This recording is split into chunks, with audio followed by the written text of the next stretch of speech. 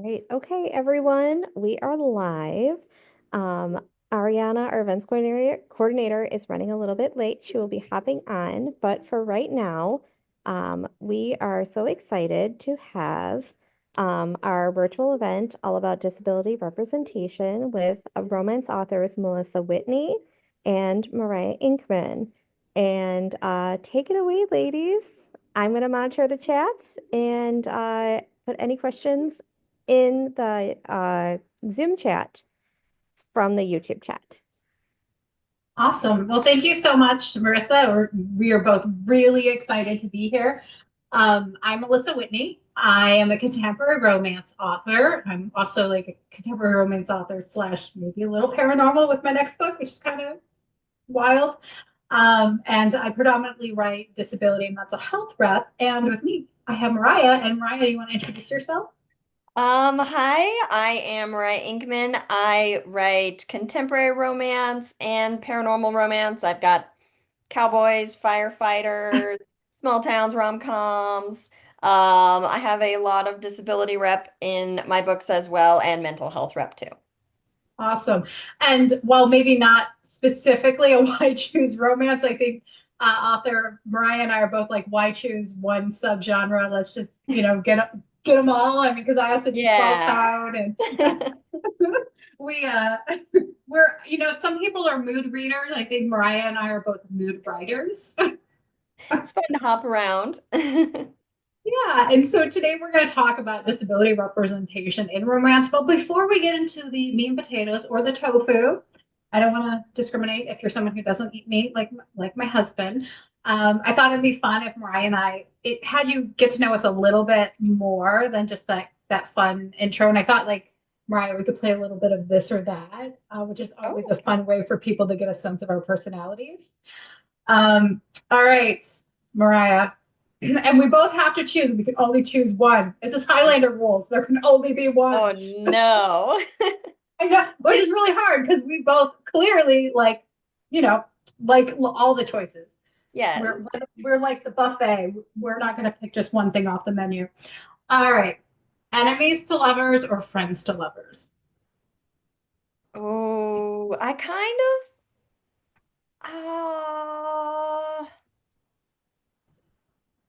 I guess enemies to lovers. But I do like friends to lovers, but I guess I'll pick enemies to lovers. How I about think you? right now I'm in my friends to lovers era because there's something that hits about like the pining and the angst and that these two like there's always a reason why they can't be together more than just like I hate you and I want to kill you. It's like there's Yeah. all these things they have to get over and there's all that history that I don't know. Oh gosh, I just friends to lovers right now for me. All right. Would you rather gonna this is gonna be the controversial one. Would you rather do the audiobook or the paperback?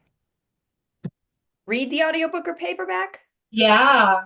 I would rather read the paperback because I have audio processing disorder, which makes Mhm. listening to audiobooks very difficult. Though that does count as reading. I will die on the hill that audiobooks count as reading. But I do prefer paper, reading paperback. Actually, I prefer reading the Kindle because I can change it to open dyslexic font, which helps my Mhm. dyslexia. Mhm. Well, obviously, as a legally blind woman, I do the audiobook. I love the audiobook. I'm an audiobook girly, right? But if I had my preference, the paperback, because just I don't know, the smell for me, it takes me back to being a kid at the library and just like the smell of the like I'm weird. Like I open up I'm probably not going to be allowed in Love Sweet Arrow after this because they're just going to find me like sniffing the paperbacks. What is wrong with this woman? So, are you do you prefer writing at night or writing in the day? I used to be a night writer, and I would write like after Night Writer with a car that speaks and helps me solve crimes. No. I used to be a night writer when my kids were really little because I'd have to write after they went to bed because the second you're out of bed, they hear you and they're like, I'm awake now. But now I prefer to write during the day. Um, Usually in the mornings after I drop them off at school, I come home and I get all my writing done in the morning. So, morning writer for now. I How feel like we need a book called Morning Writer. about For me, I tend to do most of my drafting during the week at night, obviously because I work full time and I have to get up so early for work. But on the weekends, there is nothing better than like a Saturday morning. So if I had my preference, it would be morning. Like I feel like my creative juices are really flowing then. I get up, I make my giant cup of tea, and then I just get to work. But unfortunately, the day job, doesn't let me do that. All right, one last kind of fun, silly question. Again, we have to choose. Oh, Are you a, and this, we're going back in time for this one, a Buffy the Vampire Slayer or Charmed? Buffy. Okay, thank God, the right Buffy. answer. Like I like Charmed. I love the Sister Witches, but Buffy, Mhm.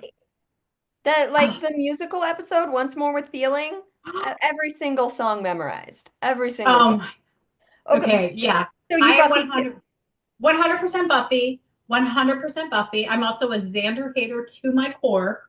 Mm, Just yeah. And I'm really excited about Nisha Sharma's new book that's coming out with the kind of reimagined Buffy. But I'm just yes. like I'm ready to gobble that up.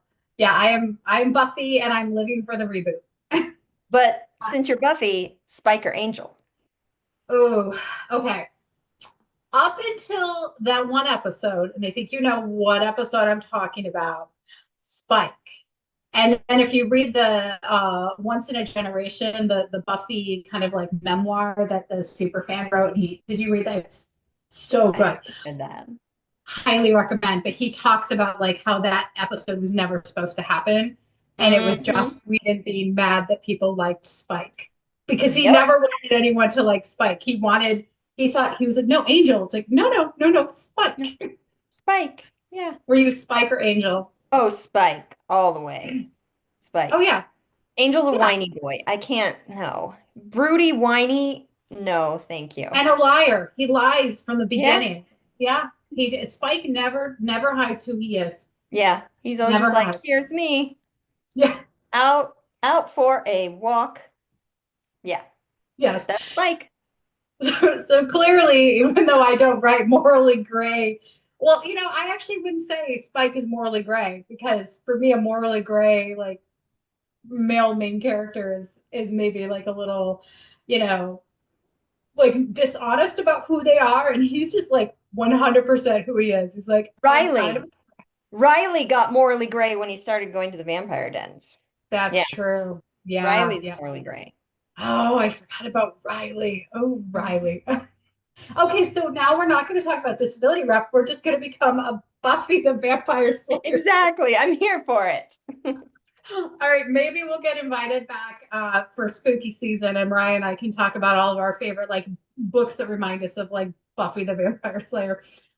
But both Mariah and I are disabled authors who write disability rep and mental health rep. And this month is mental health awareness month. And then July is disability pride month. So we're really excited to be here to talk about disability representation, what it means to us, our experience writing it, and really just how disability is done in romance, like when it's done well and also when it's not done well.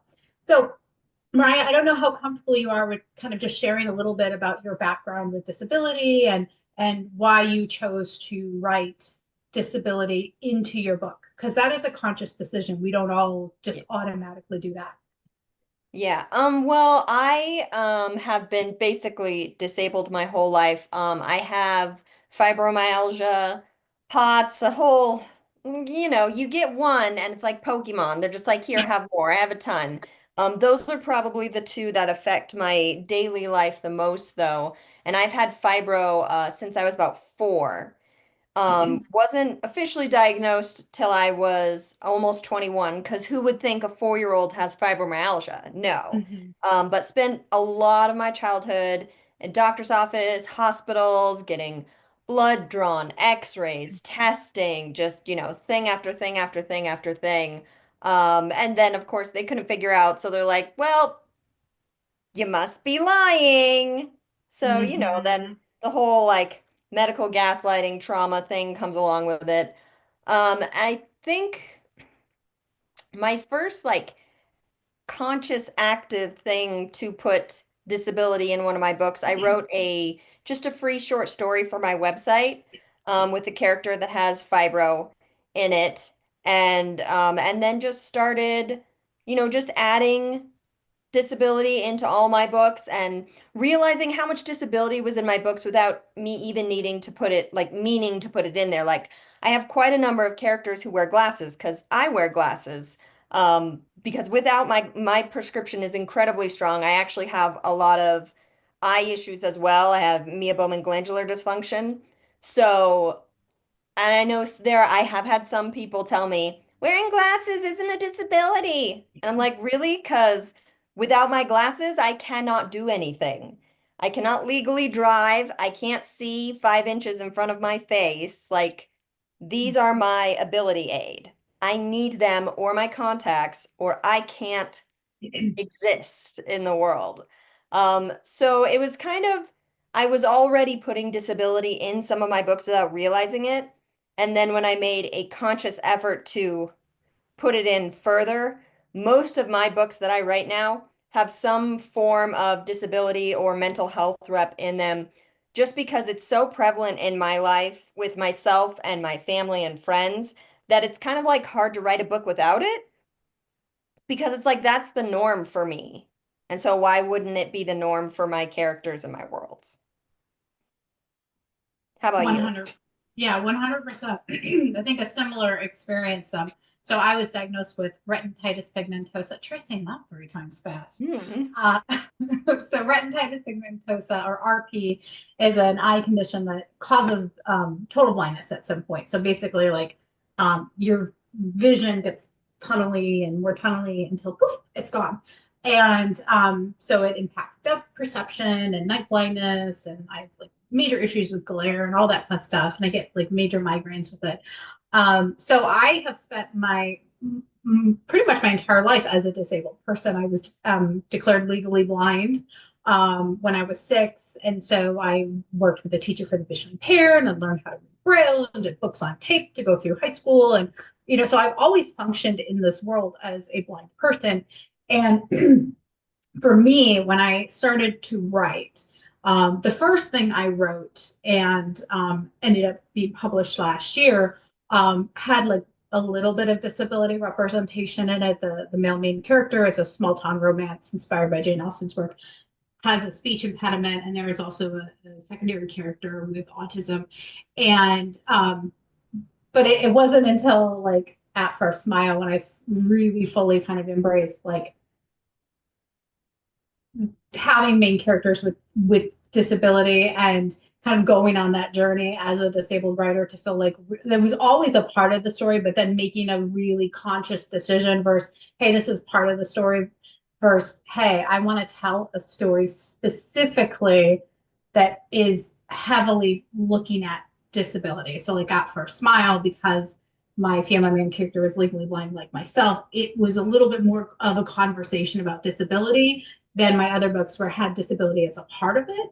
But it wasn't maybe like more of a focus, even though like with my At First Smile, it isn't the sole focus, because you and I, while disability is very much part of our lives, it isn't the only thing that we are. The only thing that we talk about and the only thing that impacts our lives. So yeah, like you, it was very natural and comfortable to incorporate disabled stories into my stories, whether with my main characters or secondary characters, and have a world reflective of the world that I live in, which has disabled people and has people with mental health conditions and people of various backgrounds, rather than just everybody who's perfect.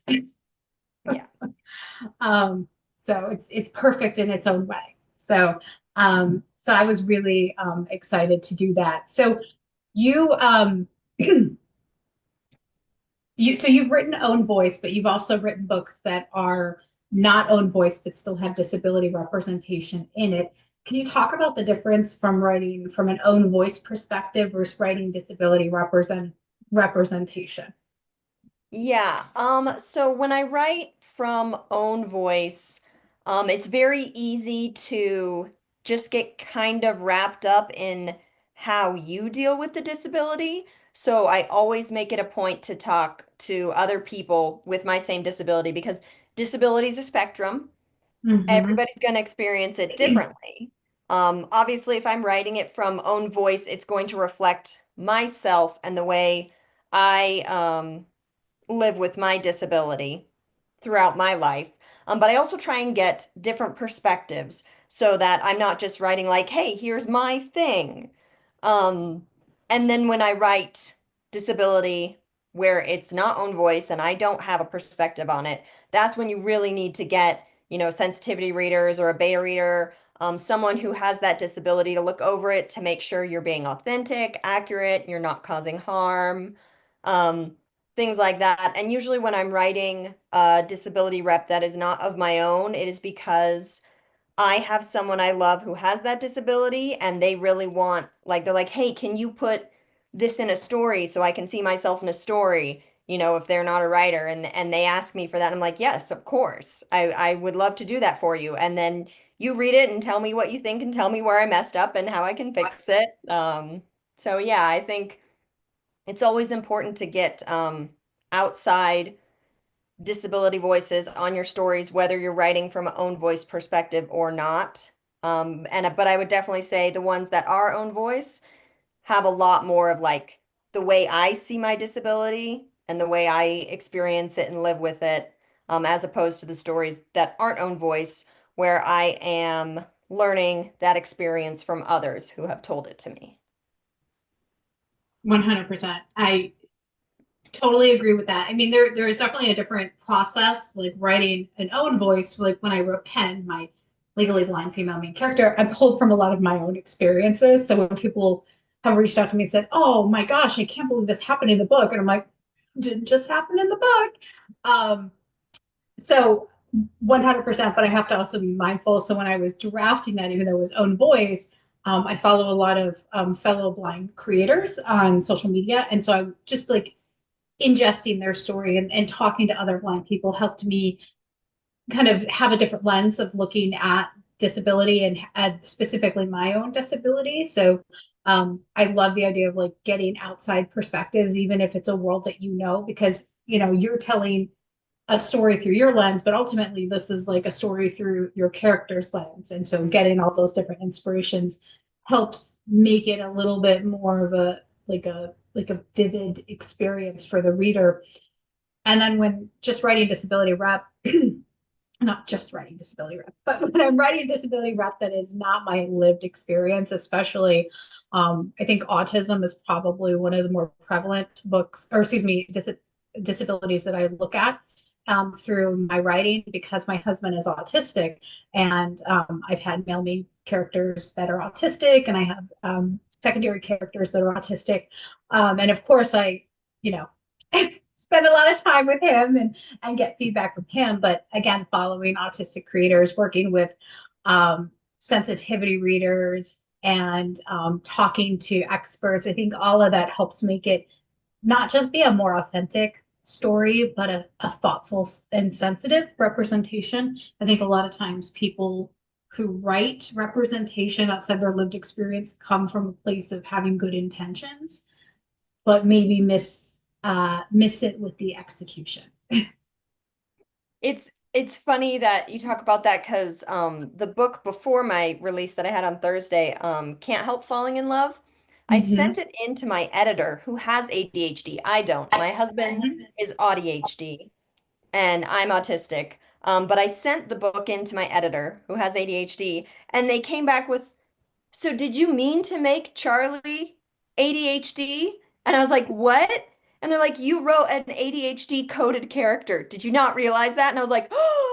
So after I got like the first dev edits back, I'm like, okay, I'm making her undiagnosed ADHD and she doesn't realize it till the end of the book. That is now canon because I didn't even realize I had done that. But since I live, my oldest is also has ADHD. And Mm-hmm. since I live with people who have ADHD, it's how they act, and I kind of absorbed some of their traits and some of the things that they do every day and put it in this character, not even realizing that I was making the character ADHD, which worked out well because so many women are late diagnosed ADHD and autistic because, we're Mm-hmm. girls. We can't be autistic or have ADHD.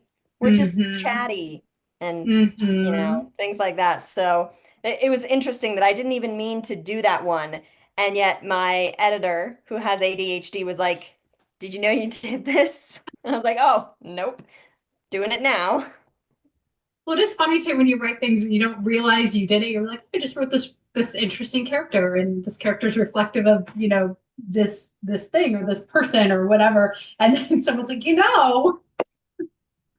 but how gratifying is that for your editor? And that's something I want to talk about is being able to see yourself. Because I think a lot of times for us as disabled people, we don't get to see ourselves reflected in media in a thoughtful, sensitive, and accurate way. There's a lot of misrepresentation out there. And I guess what I want to hear from you is what's been that experience like for you as a consumer of media? And so what are some of the things that stand out of like this not so good? And then also this was good for me. So I wrote this book purely on spite. This is Perfect Imperfections, and the female main character has OCD, which I have OCD. And I wrote this book because I was sick and tired of the way OCD is portrayed in the media and in books, when it's like, oh, neat and tidy, everything's neat and tidy.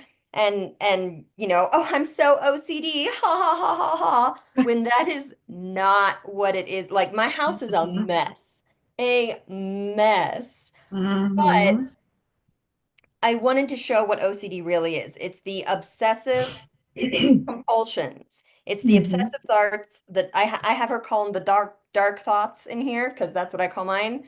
Um, it's obsessing about these things and then doing your compulsions to make sure that they don't happen. And I wanted to show that. And so this book has her compulsions on the page. It has her thinking about her dark thoughts. It has her doing her OCD compulsions. And the hero is a doctor, so she's already kind of like, no doctors, but he's really patient and he understands. And it's a really sweet book. And when it came out, I have the content warning, compulsions on the page and all that. And I had a lot of people thank me for this book and tell me how great it was to see themselves in this book and also how hard it was to read it at times. I had a number of reviewers be like, I love this book. It's wonderful. It was really hard to read it sometimes when Ellie was doing her compulsions. Because sometimes when you see compulsions, it can trigger you to do compulsions, which Mm-hmm. is why I have the warning. Um, but honestly, I can think of one good representation of OCD in all of media that I have like seen, and that is Dr. Kevin Casey on Scrubs, played by Michael J. Fox. And I Oh, know they that's put that in right. because his Parkinson's. So Mm-hmm. him doing all the compulsions made it, easier for him. But it is Mm-hmm. such a good representation because he talks about how, like, he wants to go home, he's tired, he's fried, but he can't stop washing his hands. He has to do these things not to be quirky or cute, but because his brain won't let him say no. Mm-hmm. And so, like, I loved that rep. And I know there's also, there's some great OCD rep in other books. Talia Hibbert has, what is it, Unfairly, her YA one has OCD rep in Mm-hmm. it. But yeah, this was my spite book to be like, yeah, it's not cute and quirky. It's really debilitating, but you can still have it and find love. I love that. And I know, I believe it's Callie Hart's Phantasma has OCD rep. I haven't read it yet, so I can't endorse it, but I have heard other folks who have spoken very highly about the OCD rep in that book. So, well, yeah, I would say like for me, like there's such a limited character. So for one thing, like uh, we're such a like dichotomous culture of like you're this or that, right? So like legally blind people can't wrap their head around it. So it's like, well, legally I function as a blind person, but I still have some usable vision. But like I always jokingly tell people, I have enough vision to get myself in trouble, not enough vision to get myself out of it. And so there isn't really any legal blindness representation. You're either all the way blind or like, just like a person who wears glasses, right? Just Mhm. maybe have, nearsightedness or whatever, but that's all you see in the media. And so even just the blind representation is very minimal, and it usually is incredibly stereotypical and like offensive. I think the things that stand out to me was always Mary Ingalls on Little House on the Prairie, because when she goes blind, and I was like, oh, okay. And for me, like, ironically, my name is Melissa Sue, and my mother named me after her because it was my mom's favorite show as a kid. And she loved the name and loved that actress, and then names me, and then I turned out to be blind. And I was like, see, mom, you picked the wrong name. But so there was that. And the only like other person I think of like in terms of good media representation around vision loss was there was this very short-lived show with J.K. Simmons called The Fishers or something like that. And he is a blind attorney, and it was just very funny. And his blindness was part of it, but he was also very capable, but he also wasn't what we like to call the super crip, right? Where it's somebody who like is disabled, but like can do all of these amazing things, right? So often in media, you're like either like kind of the Mr. Magoo where you're a little bumbly or you need lots of help or you're someone who has to be taken care of as a disabled person, or you're like the super person, like super Daredevil. disabled. Yeah, Daredevil, yeah. Even though I do love the new Daredevil, not Ben Affleck, the Charlie Cox Daredevil. That one's actually done very well. And like the blindness community, we were very excited about that, the new one. So yeah, so and for me, like reading like blindness representation thus far, um, I like there's very few books with blind characters, even in romance that I think get it right and do a really good job with it. There's Jennifer Lee Pisano, she's an indie author, and it's Light Amongst the Darkness. The male main character Peter in that book is totally blind from an accident. Rancher. So it's a really well done. I thought she did a fantastic job where blindness is part of a story, and but like the bigger part of his thing is like just his trauma, not about his trauma of losing his vision, but the trauma of other stuff that's happened to him. And so I really thought that was a good representation, a good exploration of like kind of that cross section between just like your life and disability.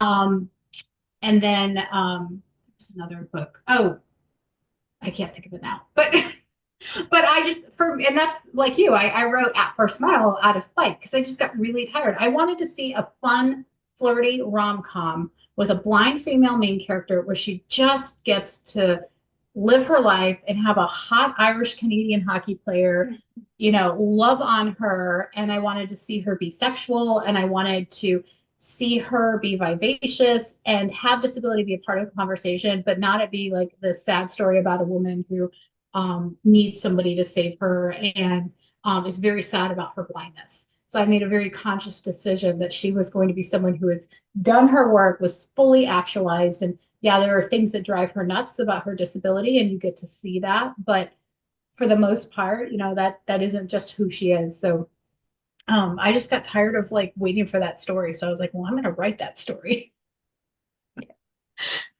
So I love that we both do things out of spite. Aren't the best things done out of spite? The best things are done out of spite. So we both write in contemporary romance. What do you read, or have you any inclination of like doing romance or excuse me, doing disability representation in other subgenres besides contemporary or paranormal, like dipping our toes into the fantasy or the historical fiction world? I have zero inclination to go into historical. Like more power to everyone in historical. But that is not a place for me. Mm, It doesn't like it doesn't excite me, and mhm, like I don't want to do the research on that because I know when you write historical, mhm. you have to do research for everything. But there's a different level of research when you write historical. Oh yeah. And that just like it doesn't intrigue me. I do have paranormal disability rep too. I Mhm. love writing paranormal and contemporary. I have done a little like on the suspense side. I I don't think I'd ever get into high fantasy because again, that's just like that's a lot. Maybe like cozy fantasy. I would definitely think about getting Mm. into cozy fantasy one day. That sounds fun. Ooh. Like a little bit of Kimberly Lemming. Yes, I love her. I Love love her too. yes. I'm kind of like entering my paranormal slash supernatural world a bit. I'll have another book coming out later this summer that very much jumps into the fantasy. Well, not full fantasy because it's contemporary with fantasy elements. And I'm really excited about it, but lots of that there's chronic illness and disability rep in that. And I'm really excited to have this book come out and get to tell more, but y'all are going to have to wait for it. But I am going to say this. My editor is like, it might be the best thing you've ever written. And I'm like, finally, finally starting to get good. So what do you think are kind of the common misrepresentations about disability? So like when because I have had this experience when I'm at a book event and a reader comes up to me who's never met me and they're like, "Oh, tell me about your books." And I'm like, "Oh, well, this one's a hockey romance, and oh, this is a small town romance, and oh, this is this, and this has disability rep." And then suddenly you see, like, kind of their like energy changes. So, what do you think are some of the misconceptions that some readers might have about disabled characters in romance? I think some of the biggest misconceptions, the one that like upsets me the most is that they think by the end of the book the disability should be cured by love, which is so frustrating and not accurate at all and just really insulting too, because then it implies that the character isn't worthy Mm-hmm. or isn't whole until they're loved, and then once they're loved then they're cured and they're all better and look what love did, all they needed was to be loved, which is ridiculous and I hate that.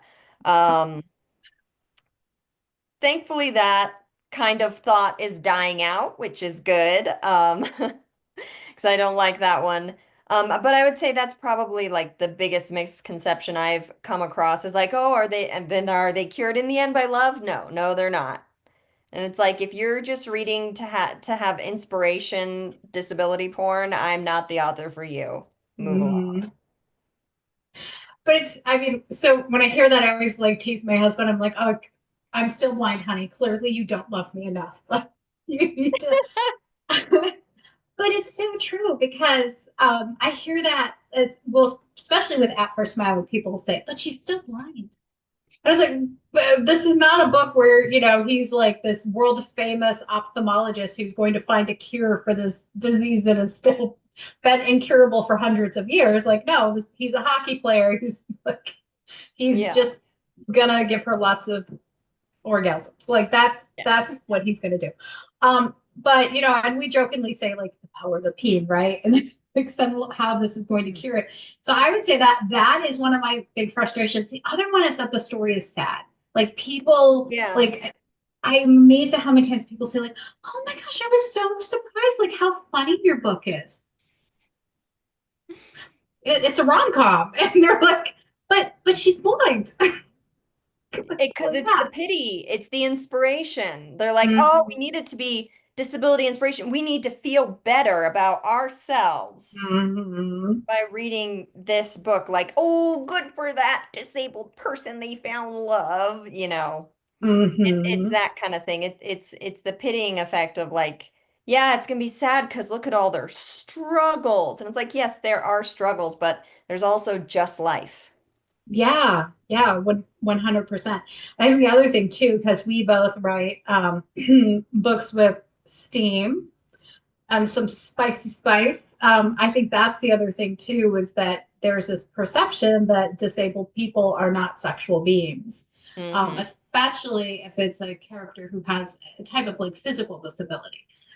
There is this idea like that they don't enjoy sex, that they wouldn't want to have sex. And I think that is another misconception. So when people read your books that maybe go in with some of those perceptions, what do you hear from them when they see that, oh, well, I guess disabled people do want to get down? I don't know that anyone's ever come to me with a comment like that. Um, yeah, I've never actually heard that from a reader. But I did hear today Evie Mitchell was talking about how she got some nasty comments on one of her books, because she has her book Not My Type has a Mm-hmm. female main character who is a wheelchair user, and Mm-hmm. there's rope play and stuff in there, and some Mm-hmm. people were accusing her of fetishizing disability, which is ridiculous. It's such a good book. It's such a good series. And it's not doing that at all. But again, because they think that disabled people can't be sexual, they're like, oh, you're fetishizing them. It's like, no, not at all. They're just people like Yeah. everyone else, and they have needs and desires and Yeah. wants. And a disabled woman may want to get tied up, or may want to tie up her partner, or may want to blindfold someone, or do, have their partner bend them over the counter. Like all of those Hmm. things. And yeah, no, Evie Mitchell's that All Access series is phenomenal. So good. That was kind of my and I know Evie couldn't be with us, which we were so sad, but that was like my gateway book for disability representation, because I was having the hardest time. And every time somebody would say like, what I find is a lot of, and no hate to any book influencers, but I think there's a lot of book influencers out there who see a disabled character in a book and assume that's good disability representation versus like it just has a disabled character. So there'd be times I would like look up disabled representation and I would get these books recommended and I would go read the books and they were not good representation. And then I had Evie's books recommended to me and then I read Evie's books and I was like, and then it took me to your books and it took me to Hannah's books and like, Hannah Bonham Young and Talia Hibbert and like all of, these amazing romance authors that we have talking about disability. So that, I mean, that takes me to another thing, like, because uh, getting books platformed. Can we talk about that? Like how difficult it is as disabled authors to get our stories out there, even during Disability Pride Month? Yeah. It is because I think people have an expectation for books with disability rep. Like they want it to be a certain way. They want it to be inspiration. They Mm-hmm. want it, to be like oh, look at them. Or they want the character healed. And so when Mm-hmm. it's just a story that has a disabled character in it, and they're like, well, why? Why are they even disabled if you're not going to focus on it? And you're like, well, why is your character able-bodied? Like, that's a silly question. Well, and I think it comes to like I'm almost done, not in the middle, almost done with drafting my second female main character who is legally blind. I'm really excited. Grumpy brother's best friend. She's running a marathon. It's all the things. But I've had a couple of people say to me, "Oh, but you've already written a legally blind female main character," and I'm like, "We only get one story, You only get one, it's Highlander again. You only get right?" one. Oh. So, I mean, do you hear that like when you write characters that have kind of the similar disabilities, or people like, well, you've already done that? I haven't had anyone say that to me Mhm. yet, or at least not to my face. Because I have a number of characters with autism, a couple characters with chronic illness, a host of characters with vision problems. Mhm. So I haven't had anyone say that to my face yet. But if they did, again, I would refer to, well, why are all your characters able-bodied? Right? You already wrote an able-bodied blonde woman. Write something else. There can only be one in the world.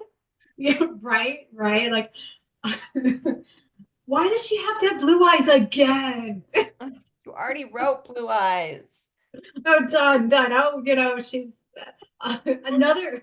Sorry, Allie, no more broody, grumpy male main characters. Oh wait, no, you still have to write those because I love a grumpy, broody.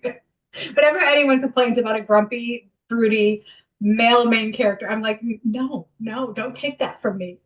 Love, love grumpy men. I also love Uh, grumpy women. I know a lot of people don't, but I love a grumpy heroine. oh yeah, I give me a black cat, golden retriever pairing. Mm-hmm. That is, oh, that's, I love reading that. I wrote one. It's like I find it's difficult because I am not a, I give like puppy energy. Like I'm very, I give energy where either I'm like a puppy or like you're like really like your stepmom who really wants to be friends with you. Like that's like the two energies I give. But I love a black cat. Oh, just oh, give me grumpy, grumpy, grumpy, grumpy. Um, so we did a little bit of complaining about some of the stuff, but what's the exciting stuff happening in the world of disability and romance? Because we have like a lot of really cool stuff happening right now.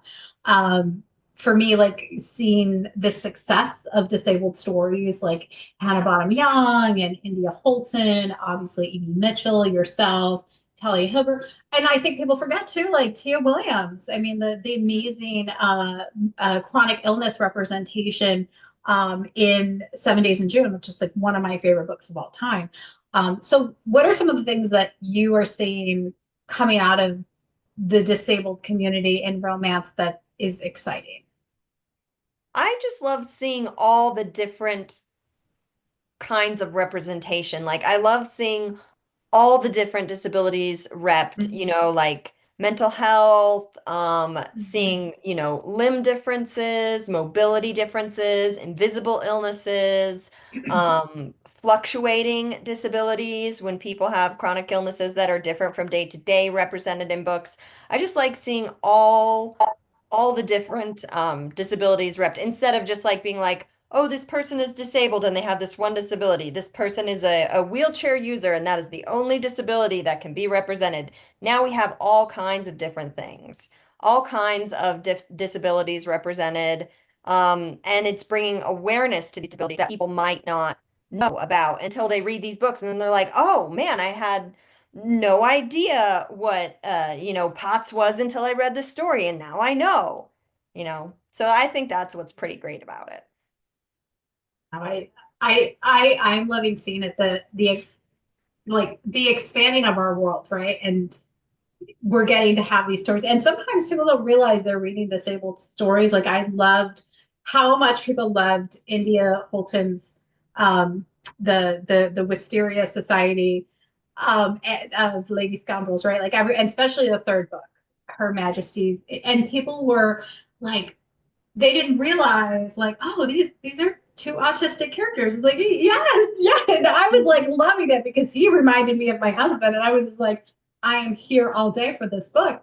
And people didn't realize they were reading disability rep. I and what made that great is that then India's books were being recommended as like fantasy books or romance books or historic and not just disabled books. And I think that's what's been really exciting is slowly starting to see disabled books get like recommended in other categories, right? Like I still remember the first time I saw At First Smile, like in like a list of like hockey romance books. I've seen your books in like a list of just like small town romance, and I'm just like, Yeah. where? Oh my gosh. I know I keep asking lots of questions, but Mariah, do you have any questions? What is your favorite part of writing disability romance? Oh, oh my gosh. Well, besides the spicy parts, and I will explain why, because it makes it sound like I'm just like this like curvy lady, and let's face it, I am. Um, so I love writing those scenes because I love being able to show the sexual side of disabled people. Because like growing up, there was this like perceptions of like me as a like would I be able to date and was I going to be viable as a partner and like then dating when you have a disability is always a challenge. So I love being able to do that. But the other thing I love to do is kind of just have fun with some of the things that people don't think about, like related to that disability. Just like little like silly things that like in at First Smile when they are about to get intimate for the first time, she tells him to go take off his shoes and put them by the door. And he just like stares at her and he goes, "What?" And she's like, "Well, I'm not going to trip over your shoes in the middle of the night." And I loved writing that scene because like like that's something that people who aren't visually impaired might not have to think about. Oh, okay, I need to, or like we can't just toss our clothes everywhere. Like, okay, let me take these off and fold these over here so I can actually find them afterwards. Mhm. So those were just fun little scenes to write where people like maybe didn't think, and I think they're kind of funny, but then they do stand out to readers if one, they think it is cute, but two, of things that they didn't realize, like, oh, you actually have to think about that during certain scenes and making sure that was like part of the narrative. So how about you? I think my favorite part is just showing how they're like a whole person.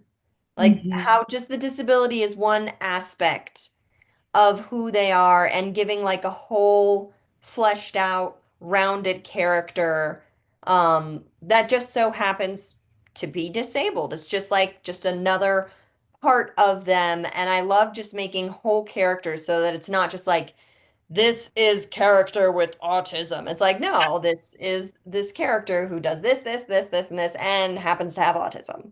I just love Hmm. making a whole character and just, whole character who happens to be disabled.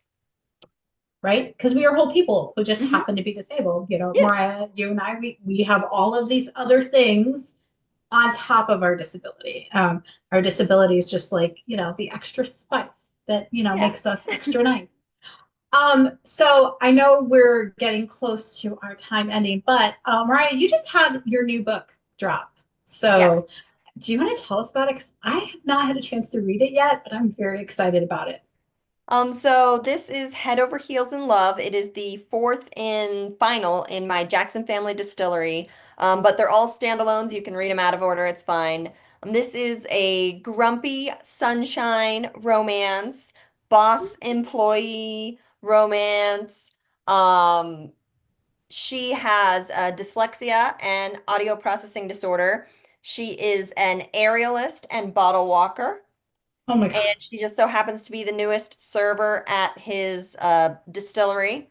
And the meet cute, I love making awkward meet cutes. So the meet cute for this one is she is breaking into his car because she thinks it's her car. And so he's like yelling at her, like, "What are you doing?" She's like, "Oh, I locked my keys in my car." He's like, "You mean these keys?" And she's like, "Oops, our cars are totally look the same." And then she walks into his bar seeking a job. So it's hilarious. I love awkward meet cutes because I am awkward. So I love, love, love, love an awkward meet cute.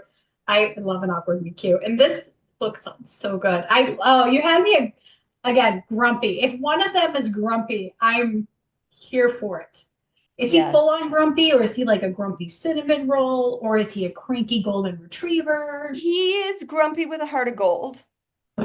Protective grumpy because he's the oldest. And so like he protects everyone and looks out for everyone. But he's like, come on, guys, get to work. He's very Hmm. grumpy. And But he is sweet. He's got a secret cinnamon roll center. oh, I love a grumpy cinnamon roll. I love it. And she sounds kind of quirky, sunshiny. Oh, very much so. She does tarot readings. She's an aerialist. She has a gecko named Franklin. So, she's a hoot. I love it. She's autistically coded because Mhm. as my critique partner said when I got my diagnosis, "Oh, is that why all your characters are autistically coded?" And I'm like, "What? Excuse me?" So apparently I can't not write an autistic character because that's just how my brain works. But she does have on page dyslexia and audio processing disorder, like me.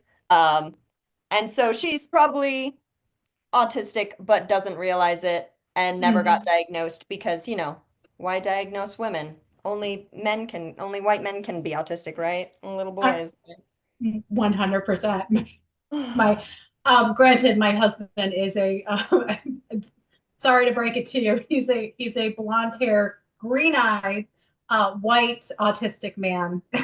So he is 6'5" though, so he's like almost the perfect male main character if he had blue eyes. But yeah, he and I talk about that because he works with the Orange County Autism Organization out here, and he gets really frustrated. He's a special ed teacher. He gets really frustrated with kind of people's inability to see that within like girls. So he does a lot of advocating because he's like it manifests different, it shows up different, and we have to be mindful of that. And I would say that hit me so much when I read Helen Wong's books, the Kiss Quotient, and then oh my the Heart Principle, the third one with autism burnout, like that, like those books, those are some of my favorites. I love her. But really, so your book is out now, right? We're Yes. very And you have excited. one coming out later this month, right? I Yes. actually on Tuesday, and if I had been really, did I do it right? Did I do it right? Wait, wait. Grabbing the right book. I am grabbing the right book. Okay, yes, I grabbed the right book. I had to put it. This is the beauty of like when you're legally blind. I like next to me, I have what's called a CCTV, a closed circuit television. It's like a video magnifier, so I like have to put things under it so that I have things right. So Happy Ever Afterlife is a workplace romance with paranormal elements, and there is own voice disability rep. One of the secondary characters has RP like myself, but there's also anxiety and post-traumatic stress disorder rep in it. And what I loved about it was Nora, the female main character. She is she's a TV producer for one of those ghost hunting shows, but she is a skeptic. She's also a black cat. She's my grumpy character. And August, who is the male main character, is the show's host and executive producer, and he is very much a believer, and he is also like the golden retrieverist of golden retrievers. I mean, like this is the man who's going to sleep at your feet. Like he's full on golden retriever, not a grumpy bone in his body, but that's all right. She's got enough for him. And they also have an awkward meet cute at the beginning of the book in an elevator. So where she thinks they're both there to interview for a job, and she finds out nope, they're not. They get stuck in the elevator, and she gets to show her full personality shine. But what I liked about this book is with the mental health representation showing Nora just managing her anxiety and the little tricks, things that I do as somebody who has anxiety, like the rubber band, closed spaces, the things that she would do, like small spaces is not good for her, so she always takes the stairs. That's why like being on the elevator was a big deal for her. So yeah, I'm really excited. This book has paranormal elements. There is a meddling lady Victorian ghost, a bickering ghost couple. It takes place in a haunted mansion back in Western New York, where I grew up. There is multiple love stories. Yeah, it's kind of Downton Abbey meets the TV show Ghosts meets a Hosier song. I love ghosts. Oh, that sounds like fun.